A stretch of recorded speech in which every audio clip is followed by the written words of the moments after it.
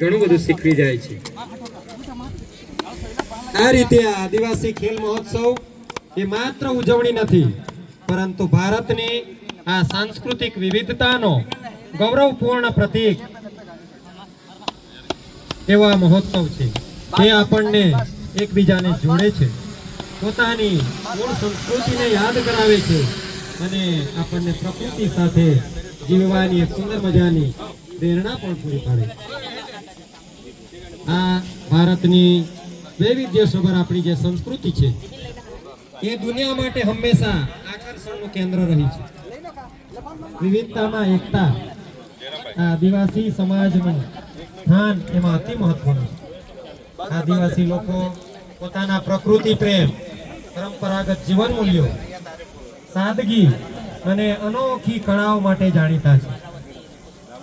તેમની આ અનોખી ઓળખને જાળવી રાખવા, તેને સમગ્ર સમાજ સુધી પહોંચાડવા યુવા વિકાસ ચેરિટેબલ ટ્રસ્ટ દર વર્ષે આદિવાસી ખેલ મહોત્સવ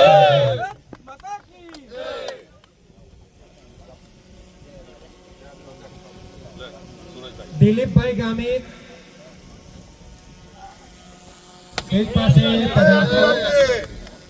જાખરી આદિવાસી એકતા વિકાસના ઉપક્રમો, જયાબેન ચૌધરી, નરોત્તમભાઈ ગામિત, કાલુસિંહભાઈ, દક્ષિતાબેન ગામિત, છગનભાઈ ગામિત, વિલાસભાઈ, બચુભાઈ, ઈશ્વરભાઈ, તરુણભાઈ, મહેશભાઈ, ઈશ્વરભાઈ, આ બધા મિત્રો અહીંયા સ્ટેજ પાસે આવે।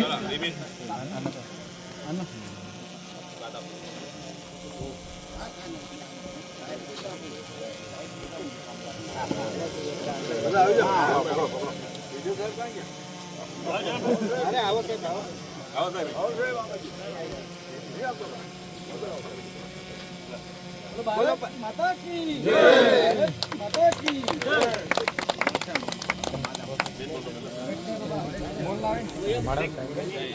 ले बेरे बोल लगा, चला बोल का है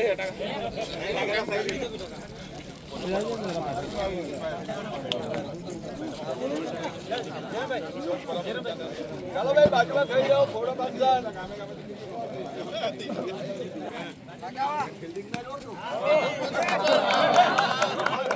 बोलिंग कौन है? बोलिंग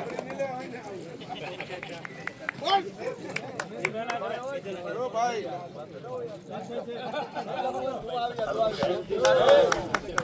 बोल दिया। हाँ यस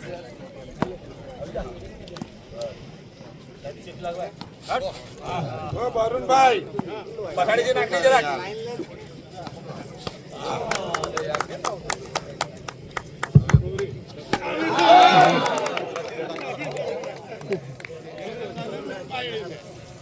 वरुण पकड़ी जे नाखी ओ वरुण जल्दी नाखने आओ वरुण भाई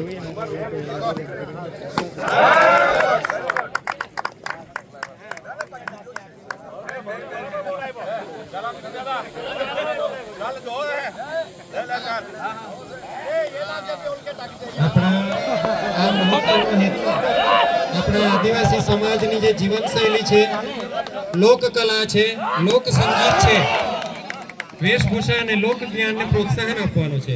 આજના આધુનિક સમયમાં આજની યુવા પેઢી આ પરંપરાઓથી દૂર થઈ રહી છે, ત્યારે આવા મહોત્સવો આપણી જે પરંપરા છે એને આધુનિકતા સાથે જોડવાનું પણ એક શ્રેષ્ઠ કાર્ય આવા મહોત્સવ દ્વારા થઈ રહી છે। એ પણ ખૂબ આનંદની વાત છે।